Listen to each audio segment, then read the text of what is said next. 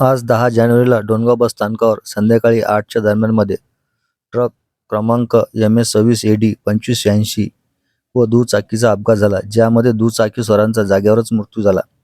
दुचाकीस्वार हा चिखली येथील रहिवासी असल्याचे समजते व त्याचे नाव सतीश निकाळजे असल्याचे समजते.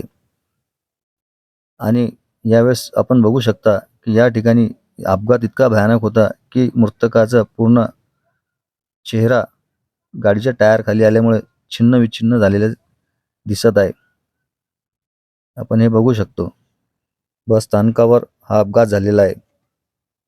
ही माहिती समजतात डोणगाव स्टेशनचे ठाणेदार अमरनाथ नागरे व त्यांचे सहकारी हे त्या ठिकाणी उपस्थित झाले व थांबलेली वाहतूक पूर्ण क्लिअर करून मृतकाला ॲम्ब्युलन्समध्ये टाकून रुग्णालयात पाठवण्यात आले.